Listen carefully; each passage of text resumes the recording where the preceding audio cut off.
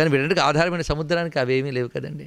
పుట్టడం పెరగడం పోవడం సముద్రంకి ఉందా? కెరటానికి ఉంది. కానీ కనుక ఏ శక్తిని ఆధారం చేసుకుని జీవులు ఉత్పన్నమవుతున్నారో ఆ జీవాదులందరూ పుట్టి పెరుగుట నశించడా జరుగుతోంది. కానీ తదాధారమైనటువంటి ఆశ్రయ శక్తి అయిన స్త్రీకి మాత్రం ఈ వికారాల్లో కనుక ఆ సౌందర్యానికి ఈ 6 వికారాలు లేని అందము గనక అనవద్యాంగి అని పేరు.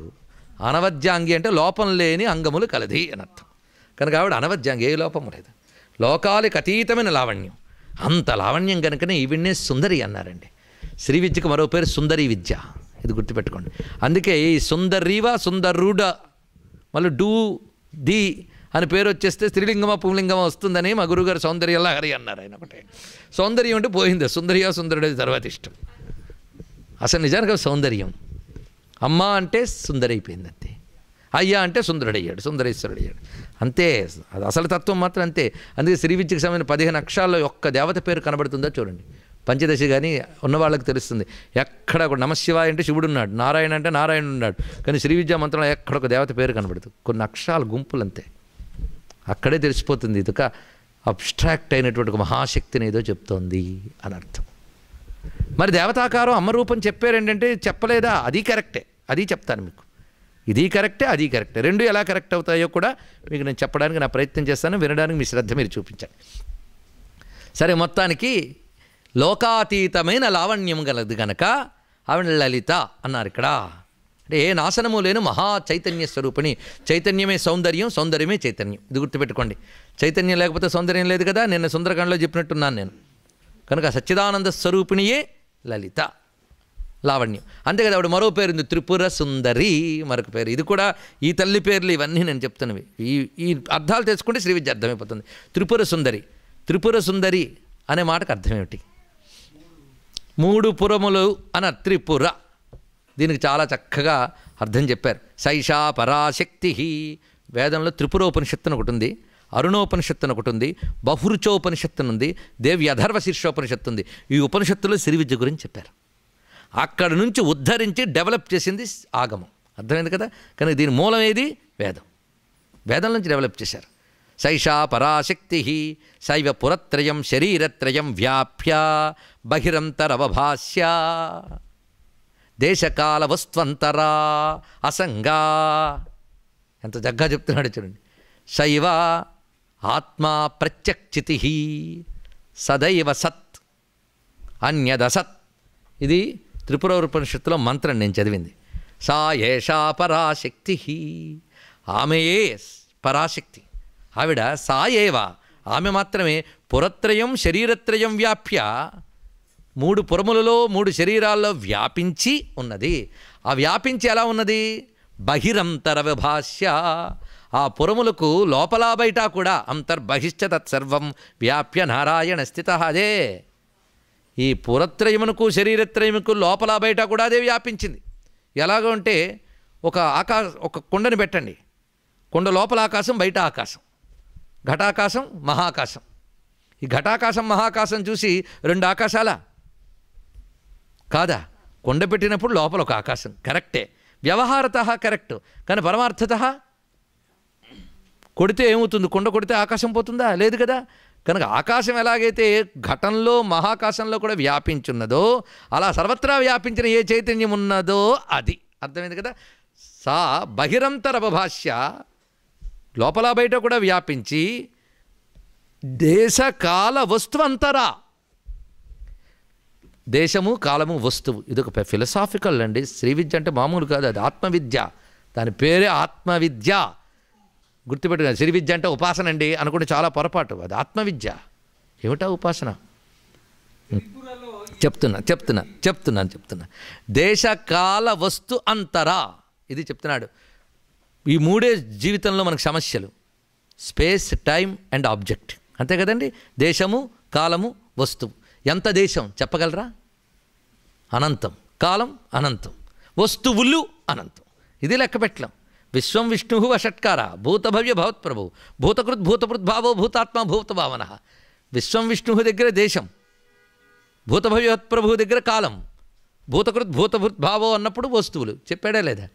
ఇవి 3 మనకు కనబడుతున్నాయా లేదా?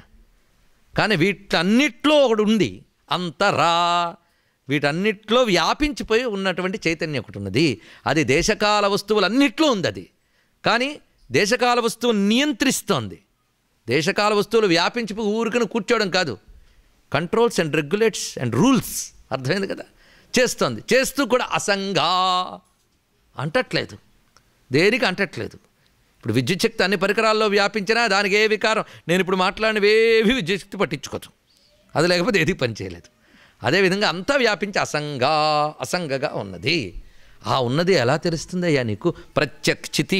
అక్కడ వాడాడు ప్రత్యక్షితి. ప్రత్యక్షితి. చితి అంటే శుద్ధ చైతన్యం, అంతే, మరేం లేదు. చితిస్తత్పద లక్ష్యార్థ చిదేకర స్వరూపిణి. ఉపనిషత్తు అండి, లలితా సహస్రం. అది గట్టిగా పట్టుకుంటే దానిలో మీకు ఎన్ని దొరుకుతాయో. అందుకే సర్వోపనిషదుద్ఘుష్ట, సర్వోపనిషత్తుల్లో చాటిన తత్వమే అది, ఆ తల్లి మరెవరో కాదు, ఉపనిషత్ ప్రతిపాద్య అయినటువంటి తల్లి. అందుకే ఆవిడ ప్రత్యక్షితి. ప్రత్యక్షితి అంటే ఏంటి అర్థం అంటే, దేనివల్ల అన్నీ చూస్తున్నావో దాన్ని చూసే ప్రయత్నం చేయడమే ప్రత్యక్. ఎదురు తిరుగుట అని అర్థం అనమాట. ఇలా వెళ్తున్నాను, ఇడు తిప్పు, అంతర్ముఖం. అది చేస్తే ప్రత్యక్, నీ లోపల ఉన్నటువంటి చితి చైతన్యం ఉన్నదో సశా ప్రత్యక్షితి. అదొక్కటే సత్తు, మిగిలిందంతా అన్యదసదుచ్యతే, మిగిలిందంతా అసత్తే. కనుక ఏ సత్పదార్థం ఉన్నదో ఆ ఆత్మతత్వమే త్రిపుర అని త్రిపుర ఉపనిషత్తు మొత్తానికి చెప్పింది కదా. కానీ త్రిపుర అంటే మూడింటా వ్యాపించినది. మూడేమిటో ఇప్పుడు మీకు చెప్తున్నాను. సృష్టిలో మూడు కనబడతాయని నేను ఇందాక మాట చెప్పాను. ఇప్పుడు చిన్ముద్ర గురించి ఎందుకు చెప్పారని కొందరు అనిపించవచ్చు, ఇది అర్థం కావడం కోసం చెప్పాను నేను. సృష్టిలో మూడు అందరికీ కనబడతాయి. పురత్రయం, శరీరత్రయం అని మూడు మాట వేసాడు అక్కడ. పురత్రయం, శరీరత్రయం. ఇప్పుడు పురములు మూడు. పురములు అంటే స్థానములు, మూడు స్థానములు. ఈ పురత్రయం గురించి పెద్ద శ్లోకం చెప్పారండి కాళిదాస మహాకవి. శ్రీ విద్యాోపాసనలో చెప్పాడు ఆయన. అది మీకు వివరిస్తున్నా, శ్రద్ధగా వినండి. ఈ మూడు అందరికీ కనబడుతున్నాయి, అందరికీ కనబడుతుంటాయి.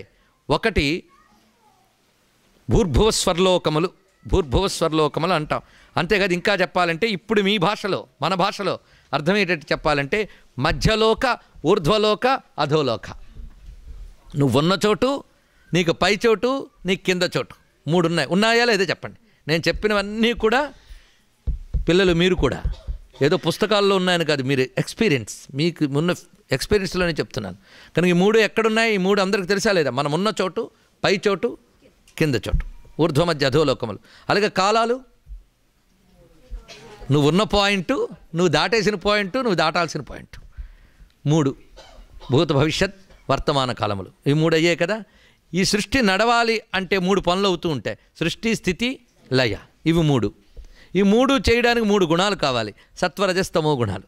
ఇవి నియంత్రించేవాళ్ళు ముగ్గురు, బ్రహ్మ విష్ణు రుద్రులు. ఆ ముగ్గురికి మూడు శక్తులు, ముగ్గురమ్మలు, దుర్గా, లక్ష్మి, సరస్వతి. అర్థమైంది కదా.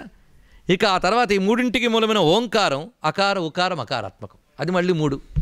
దాని నుంచి ఉద్భవించిన వేదములు ఋగ్యజుస్ సామాత్మకములు. దాన్ని అనుసరించినటువంటి యజ్ఞ విధానాల్లో అగ్నిని ఆరాధిస్తారు. అగ్ని మళ్ళీ మూడు. త్రయీ హుత భుజం అన్నాడు ఇక్కడ. అవి మూడు. గార్హపత్య, ఆహవనీయ, దక్షిణాగ్ని, అగ్నిహోత్రంలో ఆరాధించేది. ఇలాగే ఎక్కడ చూసినా మూడు మూడు మూడు. ఇవి బయట ప్రపంచపు సంగతి. ఇంకా మన గొడవ చూద్దాం.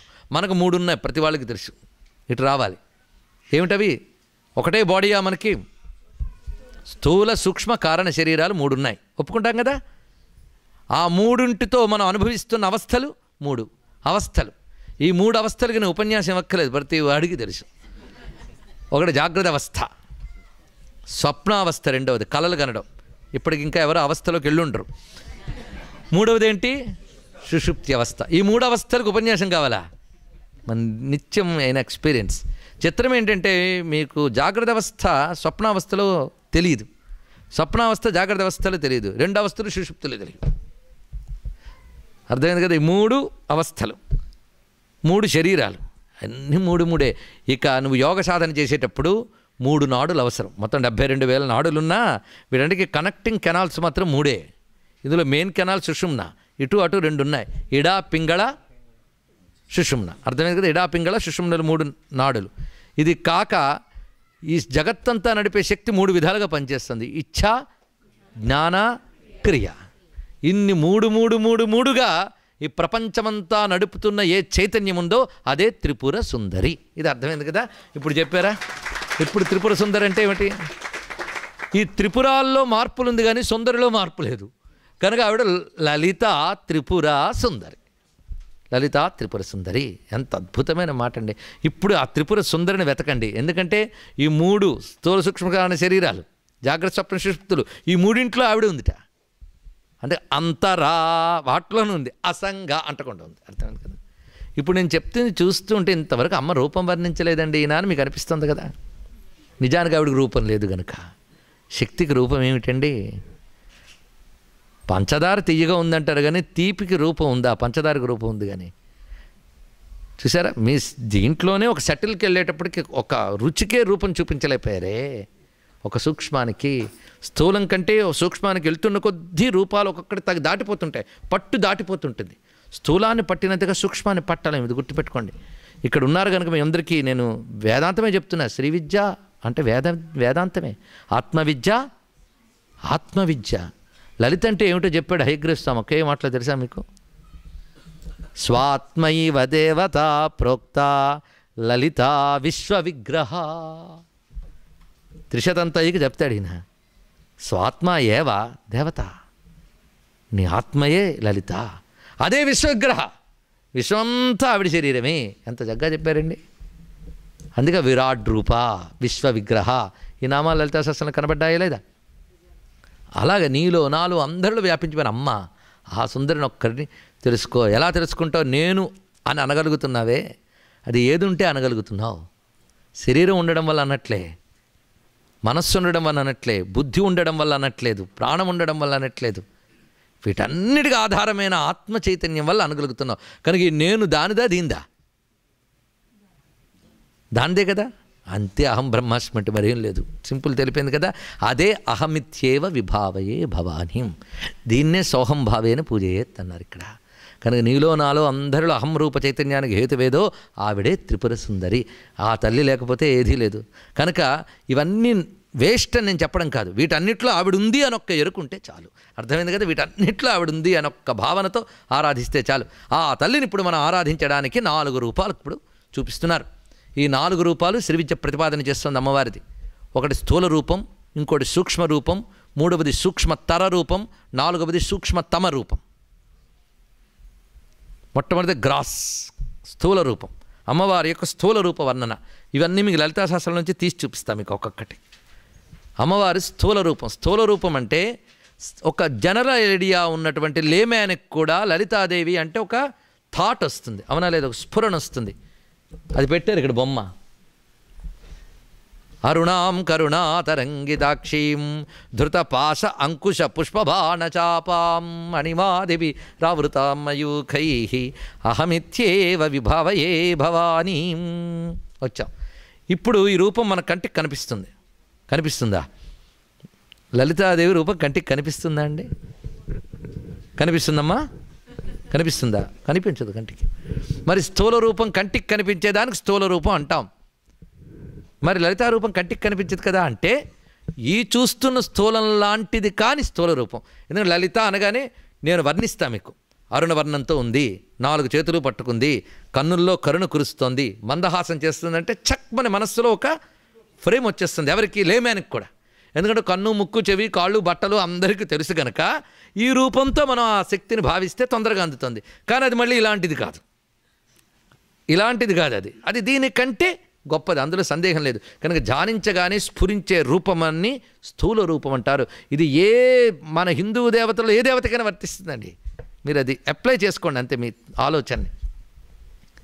దీన్ని స్థూల రూపం అంటారు. 2వ రూపం సూక్ష్మ రూపం.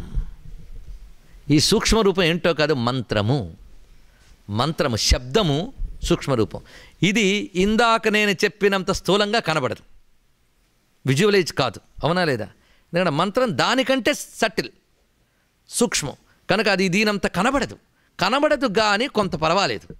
శబ్దము మంత్రము గనక శ్రవణం ద్వారానైనా తెలుసుకోగలవు. ఇందాకట్లాగా టక్కన మనసుకు పట్టకపోయినా మంత్రం. ఇందాక నేను చెప్పాను మంత్ర చైతన్యమే దేవత అని. ఇక్కడ తెలుసుకోండి. మీకు చెప్పిన స్థూల రూపం ఎక్కడ వర్ణించారు లలితా శాస్త్రంలో అంటే, ఇవాళ ఉదయం చెప్పుకున్నట్లుగా చంపకాశౌక పున్నాగ సౌగంధికల సత్కచా కురువిందమణి శ్రేణీ కనత్కోటీరమండిత అష్టమీ చంద్ర విభ్రాజలికస్తర శోభిత ముఖచంద్ర కళంకాప మృగనాభిశేషిక వదనస్మర మంగళ్య గృహతోరణ చిల్లిక వక్తలక్ష్మీ పరివాహ చలన్మీనాభలోచన నవచక పుష్పావనాసాదండ విరాజిత తారాకాంతి తిరస్కారి నాసాభరణ భాసురా కదంబ మంజరి క్లుప్త కర్ణపూర మనోహర అమ్మ రూపం అంతా వర్ణించారు. ఎందుకు? ధ్యానించడం కోసం. ఏదో చదివేసి పుణ్యం వచ్చేస్తుందని హాయ్ అనుకుంటే చదివేస్తే కాదు, అది చదువుతున్నంతసేపు నీళ్ళు పిక్చర్ ధ్యానంలోకి రావాలి. స్పృహతో చదవండి, స్పృహతో చదవతండి. స్పృహ కాన్షియస్. చదివేటప్పుడు మనస్సు అక్కడ పెడితే చాలు, ఇంకేం అక్కర్లేదు, పెద్ద కష్టమే అక్కర్లేదు. అది ధ్యానం కోసం. పదద్వయ ప్రభాజాల పరౌకృత సరోరుహాసింజాడమని మంజీర మండిత శ్రీ పదాంబుజ మరాళీ మందగమన మహాలావణ్య సేవది లలితాకి డెఫినేషన్ అది. సర్వారుణ అనవద్యాంగి సర్వాభరణ భూషిత శివకామేశ్వరాంకస్త పొద్దున్నంతా మీకు చెప్పేశాను. ఇది ఒక పని అయిపోయింది. ఆ స్వరూపం స్థూల రూపం. ఈ రూపం ఉందే ఆ శరీరం, ఇది మంత్రంట. రెండో రూపం అంటే అమ్మ బాడీ రక్తమాంస అస్థ్యులతో చేసినది కాదు. అందుకే ఆ రూపాన్ని ధ్యానించాలి. ఆ రూపం మన శరీరాలు మాంసమయాలు, దేవతా శరీరాలు మంత్రమయాలు. ఈ మాట గుర్తుపెట్టుకోండి. ముందు మనకు ఒక ఐడియా ఉంటే అవతల వాడికి చెప్పగలం.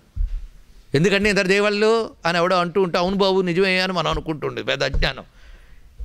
ఎందరిని తెలుసుకున్నాం. కొంత ఇక్కడ ఒకే మాట చెప్తే ఎక్కువ డెఫినేషన్ ఇవ్వను కానీ, అనేక మంది దేవతలు హిందువులకు ఉన్నారండి అంటాడు వాడు. పిచ్చినాయన, హిందువులకు ఉన్నారు కాదు, అనేక మంది దేవతలు ఉన్నారు, వాళ్ళని హిందువులు తెలుసుకున్నారు. ఇది తెలుసుకోండి. ఇది ఒక్కడు గుర్తుపెట్టుకుంటే చాలు. దీని మీద మీ ఆలోచన మీరు చేయండి. మరో సందర్భం వచ్చినప్పుడు ఈ దేవతలు ఏమిటి, కాన్సెప్ట్ ఏమిటి, అసలు దీని విషయం ఏంటో మీ తర్వాత వివరంగా చెప్పుకుందాం. సరే, మొత్తానికి ఇంతవరకు మన వైగాళ్ళకి పనికొస్తుంది. ఇంతవరకు చెప్తాను. తర్వాత విషయంలోకి స్థూల రూపమైంది కదా. మన శరీరాలు మాంసమయాలు, దేవతా శరీరాలు మంత్రమయాలు. ఇందాక చెప్పాను మంత్ర చైతన్యమే దేవత. తెచ్చుకోండి. ఇప్పుడు ఒక మంత్రం అనగానే ఒక రూపం వస్తుంది, గుర్తుపెట్టుకోండి. మీకు సాధారణంగా రామ అనగానే మీకు కొదను పట్టుకుని వాడు కనిపిస్తాడే లేదా? మీకు కనిపించాడు అంటే అందులో ఆ రూపంతో ఉన్నాడు అది ఉంటే నాకెందుకు కనిపించాడంటే నీకు నీలాంటి రూపాలే కనబడతాయి. అలాంటి రూపం నీకెందుకు కనబడుతుంది? నీకు అది నీకు అతీతం ఆ రూపం. అది దివ్యమంగళ విగ్రహం అన్నారు. అందుకే దానికి దివ్య మంగళ విగ్రహం. 3 వర్డ్స్. దానిలో ఉన్న దివ్యత్వం, మంగళత్వం, 2 లక్షణాలు ఉన్న ఆ విగ్రహంలో. ఏం తెలుసు దేవతాకారం గురించి మనకి? కనుక దేవతాకారం ఉంది అంటే దానిలో ఇంప్లై అయ్యి మంత్రం కూడా ఉంది అని అర్థం. మట్టి బొమ్మ అంటే అర్థం బొమ్మ నిండా మట్టే. అలాగే దేవతాకృతి అంటే ఆకృతి నిండా మంత్రమే. అర్థమైంది కదా? ఇది మనం తెలుసుకోవాల్సింది. కనుక ఆ తల్లి శరీరం మంత్రం. ఈ మంత్రం 15 అక్షరాలు. ఈ 15 అక్షరాలు 3 భాగములు. 3 భాగములు అంటే 3 ముక్కలు కాదు, లింక్ ఉన్నటువంటి 3 భాగాలు అన్నమాట. ఒకదానికోటి లింక్. ఆ 3 భాగములు ఆవిడ బాడీలో ఉన్నాయి. శ్రీమద్వాగ్భవకూటైక స్వరూపముఖ పంకజ కంఠాదక్కటి పర్యంత మధ్యకూటస్వరూపిణి శక్తికూటైక తాపన్న కట్యధో భాగధారిణి మూలమంత్రాత్మిక మూలకూటత్రయ కళేవరా. అక్కడ వరకు వచ్చేసాం. ఇది అమ్మ యొక్క సూక్ష్మరూపం, మంత్రరూపం. శ్రీమద్వాగ్భవకూటైక స్వరూపముఖ పంకజ. మంత్రం 3 భాగాలండి. వాగ్భవకూటం, కామరాజకూటం, శక్తికూటం. 3 కూటములు. ఈ 3 కూటములు వాగ్భవం అంటే జ్ఞానం, కామరాజకూటం అంటే సంకల్పాలు, కోరికలు, వీటికి శక్తి, అవన్నీ బయట పెట్టి చేయడం కోసం శక్తి. ఈ మూడిటిని అక్కడ చూపిస్తున్నాడు. ఈ విశ్వమంతా నడిచేటువంటి 3 రకాల శక్తులు అందులో చూపిస్తున్నాడు. అమ్మవారి యొక్క శిరస్సు నుంచి కంఠం వరకు మొదటి పార్ట్ వాగ్భవకూటం. అక్కడి నుంచి కంఠం నుంచి కంఠ అధహ కటి పర్యంత, అక్కడి నుంచి కింద వరకు కామరాజకూటం. దీని మధ్యకూటం అన్నారు. కంఠాద కటి పర్యంత మధ్యకూట స్వరూపిణి. తర్వాత శక్తి కూటైక తాపన్న కటి అధోభాగదారిని. కటి నుంచి క్రింది భాగం అంతా శక్తికూటం. ఇప్పుడు ఇలాగ మూల మంత్రాత్మిక, మూల మంత్రం అంతా అమ్మ బాడీలో ఉంది. మొత్తం మీద ఆ బాడీ ఏమిటి? మూల కూటత్రయ, 3 కూటముల యొక్క కళేబర శరీరము. అర్థమైపోయిందా? కనుక అక్కడ చూపించింది 2వ రూపం. అమ్మ బాడీ, ఆ మంత్రమే అమ్మ ఆకారం ఉంది. ఈ వాగ్భవ కామరాజ శక్తి అంటే ఇప్పుడు అర్థమైంది కదా, ప్రపంచమంతా దీనివల్లే నడుస్తుంది, ఈ 3 వల్లే నడుస్తుంది. కనుక భగవంతుడు అంటే ఏంటో కదా, ప్రపంచాన్ని నడిపే శక్తి ఇక్కడ అమ్మవారు. అంతేకాదు ఇక్కడ మీరు తెలుసుకోవాల్సిందంటే త్రిపుర అన్నప్పుడు ఈ 3 కూటములుగా ఉండే మంత్రస్వరూపిణి త్రిపుర సుందరి. ఇది వరకు అర్థం మీరు చెప్పుకోవచ్చు. ఇంకొక రకంగా చూస్తే సృష్టిలో 3 రకాల చైతన్యాలు ఉన్నాయని గీతలో చెప్పాడు స్వామి. సూర్యుడు, చంద్రుడు, అగ్ని. ఈ 3 ఒకే పరంజ్యోతి ఉంది. ఆ పరంజ్యోతి నేనని తెలుసుకో అంటే అర్థం ఈ 3 కనిపిస్తున్నాయా లేదా? ఈ మూడింట్లో ఉన్న జ్యోతి అతడే అన్న జ్ఞానమే కనిపించట్లేదు. వచ్చింది బాధ. అది దానికి యదాదిత్య గతంతేజో జగద్భాసయతేఖిలం యచ్చంద్రమశేచ్చాగ్నౌ తత్తేజో విద్ధిమామకం గీతలో స్వామి చెప్పాడు. ఆదిత్యగతం, చంద్రగతం, అగ్నిగతం, ఈ మూడు గతమైన తేజస్సు నాదే అని తెలుసుకో అర్జున. అదొక్కటి చాలు నీకు జ్ఞానం. ఎందుకంటే ఆ మూడు ఈ ప్రపంచమంతా ఉన్నాయి. ఈ మూడింటితోనే జగత్తు నడుస్తుంది. ఇప్పుడు మీకు నేను యోగపరంగా లలితని తీసుకొస్తున్నా.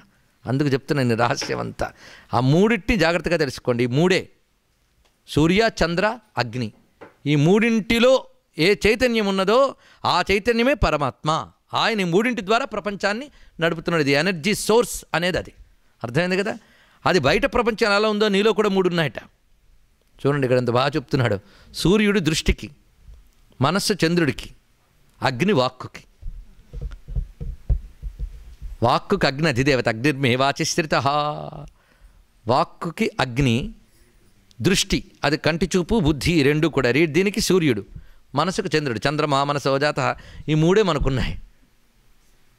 వాక్కు, చూపు, మాట, త్రికరణాలు అనుకోండి. ఇందులో ఈ మూడింటితోనే మన వ్యవహారం అంతా ఉందా లేదా.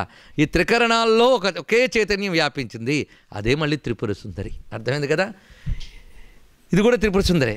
అంతేకాదు ఇంకా మీకు మరొకటి చెప్తున్నాను. కుండలిని గురించి విన్నారు ఎప్పుడైనా? విన్నా వెనకపోయినా ఆవిడ ఉంటుంది. ఈ కుండలిని నమ్మనండి అంటే ఇందాక మన ఉదయం చెప్పాను గుండెకేలాగా. ఆవిడందరిలో కుండలిని ఉంటుందండి. బ్రహ్మరంధ్ర స్థానం నుంచి ప్రతి వారికి సుషుమ్న నుంచి ఒక ఎలక్ట్రికల్ ఫ్లో లాగా నిరంతరం ఒక చైతన్య ధార చాలా సన్నగా ప్రసరిస్తూ ఉంటుంది.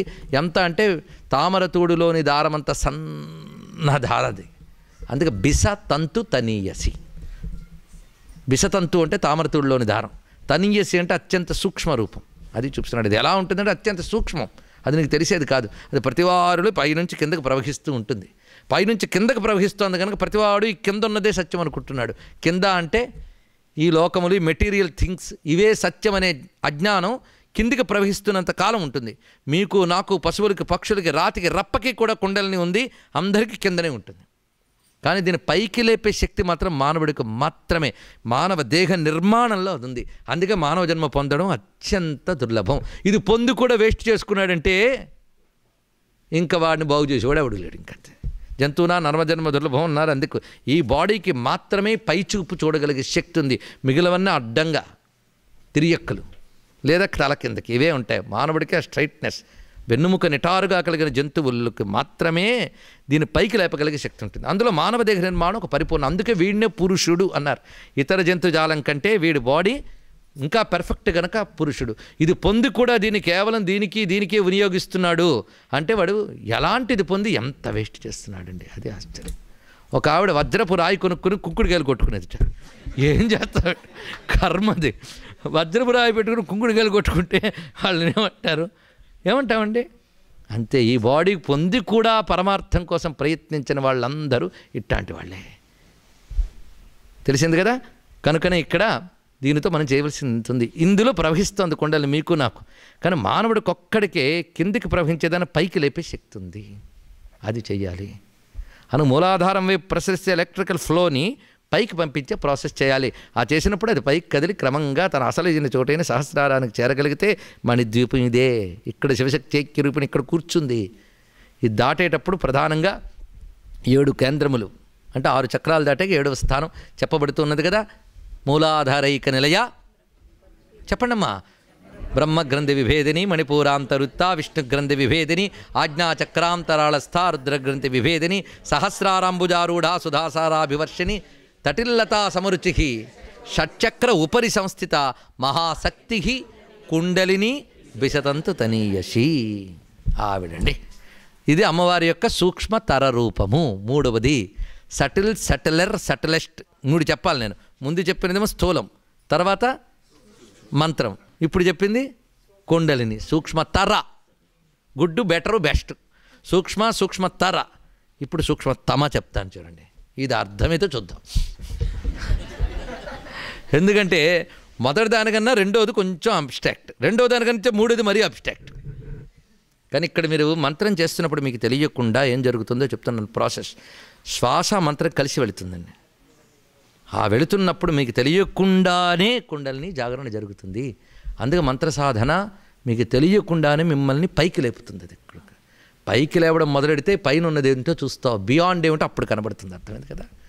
మీరు జ్ఞానపరంగా అదే చెప్పండి, యోగపరంగా ఇదే. ఇప్పుడు యోగా అంటే ఇది బేస్, కానీ అసలైన యోగం పోయింది. మధ్య నుంచి 2 లాగాం. ఏంటి? ఆసనం, ప్రాణాయామం. అదే పెద్ద యోగం అనుకుని దాని పెద్ద గోల. అటుపక్క ఇటుపక్క అన్నీ పోగొట్టుకున్నాం మనం. కానీ యోగ విద్య వేరు, యోగా ఎక్సర్సైజెస్ వేరు, గుర్తుపెట్టుకోండి. అందులోంచి 2 పార్ట్లకు అబ్బో భారతదేశం అని వీళ్ళందరూ ఆశ్చర్యపోతున్నారు. Yoga class, yoga business. అసలైన యోగం తెలిస్తే గుండాగుతుంది వీళ్ళకి, ఎంత ఉందా అని. అర్థమైంది కదా? మొత్తానికి ఆ కుండలిని జాగరణ అనేది సామాన్యమైన విషయం కాదు. మరి కుండలిని జాగరణ ఎలాగండి? Kundalini made easy, kundalini within 30 days. ఇప్పుడు ఇట్టాటు కూడా మొదలయ్యాయి. అదొకటి, అదో బాధ. ఎందుకంటే ఒక్కడు గుర్తుపెట్టుకోండి, వ్యాపారాన్ని కూడా ధర్మంగా చేసేటువంటి సంస్కృతి హిందూ సంస్కృతి, ధర్మాన్ని కూడా వ్యాపారం చేసేది పాశ్చాత్య సంస్కృతి. అర్థమైందా? వ్యాపారాన్ని ధర్మంగా చేస్తే హిందూ సంస్కృతి, ధర్మంతో వ్యాపారం చేస్తే పాశ్చాత్య. ఇప్పుడు అదే ఇక్కడ. అయితే ధర్మానికి వ్యాపారం, ప్రతిదానికి రేటు పెట్టగలడు వీడు మహానుభావుడు. తల్లి ప్రేమకు రేటు పెట్టగలడు, ప్రతిదానికి రేటు. ఏమి కర్మ అండి బాబు! ఆ సంస్కృతిని తెచ్చుకుంటున్నాం మనం ప్రారంధవశాత్తు. సరే, మొత్తానికి ఇప్పుడు అర్థమవుతున్నది కదా. కుండలిని మేడీజీల్లో, ఆధ్యాత్మిక మార్గంలో మేడీజీలు ఇన్స్టాంట్లు లేవండి బాబు. చక్కని రాజమార్గమే. ఈ మేడీజీ పద్ధతుల్లో కష్టపడాల్సిందే, తప్పదు. ఆ దానికి మాత్రం ఇంకా రాలే ఇన్స్టాంట్ పద్ధతులు, సాధన చేయాల్సిందే. అర్థమైంది కదా? కనుకనే ఏదో పద్ధతిలో వెళుతూ సాధన చేస్తూ ఉంటే నీకు తెలియకుండా కుండలిని జాగరణ జరుగుతుంది. అందుకని కుండలిని అనగానే మూలాధారం ఇవన్నీ తెలియాలని ఏం లేదు, నువ్వు చెయ్యి. ఏమిటి? భగవత్ సాధన. ఏదైనా పైకి చూడడమే కదండి. సంకీర్తన మార్గంలో వెళ్ళి భగవంతుడిని తలంచుకున్నా, వేదాంత మార్గంలో పరమాత్మని తలంచుకున్నా, రెండూ నీ పైవాడిని తలంచుకోవడమే కదా. కానీ కిందికి కాకుండా పైన ఉన్నవాడి వైపు చూపు మరల్చడం కదా. ఈ ప్రయత్నం చేసినప్పుడు ఈ మంత్రానుష్ఠానం ఏం చేస్తుందంటే శ్వాసతో కలుస్తుంది. శబ్దానికి శ్వాసకి లింక్ ఉంది కనుక ఒక ఆర్డర్లీగా కూర్చున్నటువంటి మంత్రము, శబ్దం యొక్క వైబ్రేషన్ నీకు కుండలిని ఆర్డర్లీగా లేపుతుంది. నీకు తెలియక్కర్లేకుండా లేపుతుంది. అది లేపి పైకి తీసుకెళ్తుంది. ఆ పైకి తీసుకెళ్లేటప్పుడు ఒక్కొక్క గ్రంథి దాటుకుంటూ వెళ్ళాలి. మొదటి 2 గ్రంథులు కలిపి ఒక ముడి ఉంది. మొదటి 2 చక్రాలకు ఒక గ్రంథి ఉంది, అది బ్రహ్మగ్రంథి. అది దాటితే అప్పుడు తెలుస్తుందట ఏమిటి? స్థూల శరీరం నేను కాదనే జ్ఞానం. అర్థమైంది కదా? దాని తర్వాత మరొక 2 చక్రాలు దాటాలి, అక్కడ ముడి ఉంది, విష్ణు గ్రంథి. అది భేదించాక అప్పుడు తెలుస్తుందట సూక్ష్మ శరీరం నేను కాదని. కొంతమంది స్థూల శరీరం నేను కాదు, కరెక్టే, మనస్సు బుద్ధి ఇదంతా ఆత్మ అన్నమాట అనుకుంటా, అదొక అజ్ఞానం. శంకరులు ఏం చెప్పారంటే దేహ ప్రాణమనో బుద్ధులన్నీ ఆత్మను అనుకుంటారు. ఎలా అంటే గుడ్డివాళ్ళు 4 వెళ్ళి ఏనుగు ఎలా ఉంటుందంటే స్తంభంలా ఉంది ఒకటి, తోకలా ఉంది ఒకటి, బాణలా ఉంది ఒకటి చెప్పినట్టు ఉంటుందని చెప్పాడు. ఇక్కడ ఇవన్నీ కలిపి చూడలేకపోతున్నారు. అది అర్థమైంది కదా? సూక్ష్మ శరీరమే నేను అనుకునే అజ్ఞానం పోవాలి, అది విష్ణుగ్రంథి భేదనంతో పోతుంది. తర్వాత కారణ శరీరం, వాసనా శరీరం, ఆ కారణ శరీరం నేననే అజ్ఞానం ఎప్పుడు పోతుందంటే రుద్రగ్రంథి విభేదిని. ఇక్కడికి వచ్చేటప్పటికి ఆజ్ఞాచక్రం దాటిపోయింది.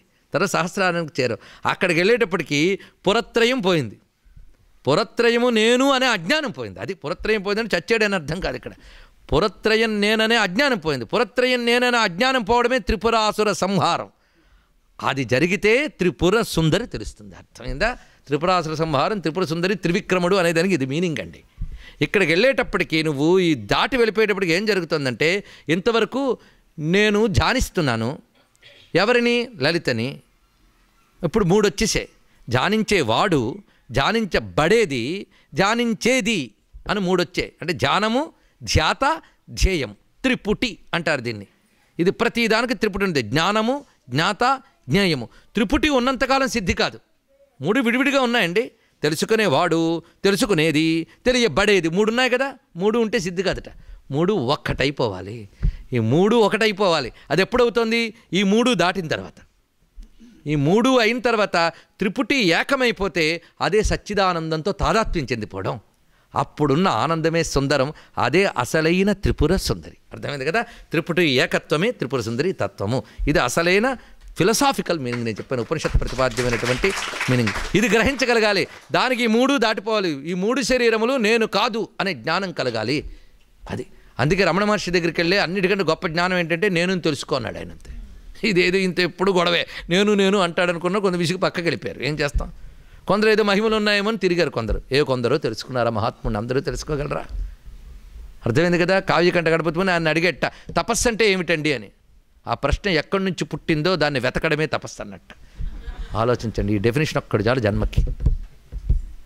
ఏది ఉండడం వల్ల అన్నీ తెలుసుకుంటున్నావో దాన్ని తెలుసుకో, అదొక్కటే గుర్తుపెట్టుకో. కనుక నేను ఇప్పుడు చెప్పిన శ్రీ విద్య ఏమిటండి? ఆత్మతత్వమే. అర్థమవుతున్నది కదా? ఆత్మనే జ్ఞానం 3 దాటితే కానీ తెలీదు. ఆ 3 దాటిపోతే మిగిలిందేదో అదే త్రిపుర సుందరి. అయితే ఈ 3 ఇక్కడ మనకున్న పార్ట్స్ 2 చక్రాలు చెప్పున మీకు కలుపుకుంటూ వెళ్ళాను. ఈ మొదటి 2 అగ్నిమండలం, తర్వాత 2 సూర్యమండలం, దానిపైన చంద్రమండలం. ఈ 3 మనలో ఉన్నాయో లేవో చెప్పండి. ఇందాక చెప్పిన సూర్యచంద్రాగ్నులు ఇక్కడే ఉన్నారు. అర్థమైంది కదా? మనసు, మాట, చూపు ఎలా చెప్పాను, ఇప్పుడు ఈ 3ంటికి చెప్పాను. ఈ 3 మనలో 3 నడవడానికి మూలం.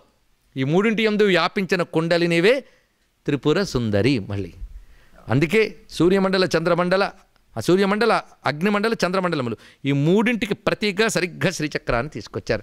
9 ఆవరణల్లో 3, 3, 3 కలుపుకొని మొదటిది అగ్నిమండలం, రెండవది సూర్యమండలం, తర్వాత చంద్రమండలం. ఈ 3ంటి యందు వ్యాపించిన చైతన్యం ఎవరో? సూర్యచంద్రాగ్నుల యందు వ్యాపించిన చైతన్యం ఆవిడే. ఏణాంకా నల్లభాను మండల సత్ శ్రీచక్ర మధ్యస్థితాం. శంకరులు అన్నారా లేదా? ఏణాంక అంటే చంద్రుడు, అనల భానుమండల, లసత్ శ్రీచక్ర మధ్యస్థితాం. ఇది తపన శశి వైశ్వానరమయీం అన్నారు శంకరుల వారు సౌందర్యలహరిలో. కనుక ఈ 3ంటికి మూలమైన చైతన్యం ఆవిడ. ఈ 3 నీలో ఉన్నాయా లేదని ఇప్పుడు చూపించానా లేదా అండి? బయట ఎలా ఉన్నాయో నీలో అలాగే ఉన్నాయి. అది మ్యాక్రో, ఇది మైక్రో. అంతేగాని ఇక్కడ అక్కడ కూడా ఉన్నది ఒకటే. అర్థమవుతున్నది కదా? కనుక త్రిపుర సుందరి ఆవిడ ఈ లోపల ఎలా ఉన్నది? ఇది కుండలిని రూపము. ఇది ఇంకా 3వ రూపమే చెప్పాను. ఇప్పుడు సూక్ష్మతమ, సట్లెస్ట్ సూక్ష్మతమలోకి తీసుకెళ్తున్నాను. ఈవిడ ఎలా ఉన్నది మీ చేత చెప్పిస్తా. శాంభవి శారదారాధ్య సర్వాణి శర్మదాయిని శాంకరి శ్రీకరి సాధ్వి శరచ్చంద్ర నిభానన శాతోదరి శాంతిమతి. చదవండి, అక్కడ నుంచి రండి. నిరాధార నుంచి. నిరాధార నిరంజన,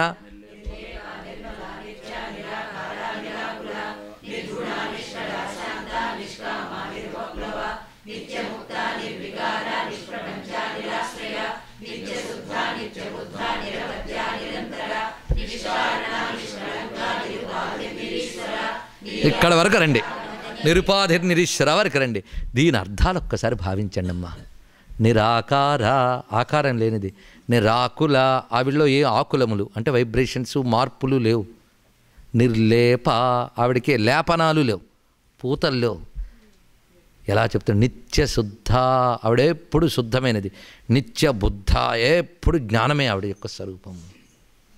నిరంతర, ఎవర్ ఫ్లో, ఎప్పుడు చైతన్యం ప్రవహిస్తూనే ఉన్నది నిరంతర. నిత్యముక్త, ఆవిడకి మోక్షం రావడం, బంధం లేవు. నిత్యముక్త, నిర్వికార. ప్రపంచమంతా ఆవిడ వల్ల ఉంది కానీ ఆవిడకి ప్రపంచం లేదు. నిష్ప్రపంచ. ఆవిడని అందరూ ఆశ్రయించుకున్నారు కానీ ఆవిడకే ఆశ్రయం లేదు. నిరాశ్రయ. నిర్భేద, ఆవిడకి భేదముల్లో స్వగత, స్వజాతి ఇత్యాది జాతిగత భేదం, స్వగత భేదం ఇవేవి లేవు ఆవిడికి. అంటే మీరు భేదంగా చూడలేరు. అది ఆవిడ యొక్క తత్వం. నీరు ఉపాధి, ఆవిడకు ఉపాధి అక్కర్లేదు. ఇప్పుడు విద్యుత్ శక్తి కనబడాలంటే ఉపాధి ఉండాలి. ఆవిడకు ఉపాధులు లేకపోయినా ఆవిడ ఉండగలదు. అర్థమైంది కదా? మనం ఒక పెద్ద బెలూన్ ఊదాం. ఆ బెలూన్ ఊదినప్పుడు దాని నిండా ఏమనింది? గాలి. బెలూన్ పేలింది. గాలి పోయిందా? అంతకు బెలూన్ ఊదకముందు ఉంది, బెలూన్లోనూ ఉంది, బెలూన్ పోయినా ఉంది. కనుకనే ఈ త్రిపురాలు బెలూన్ అనుకోండి. ఈ త్రిపురాలు పుట్టకముందు గాలి ఉంది. అసలు త్రిపురాలు కనబడడానికి గాలి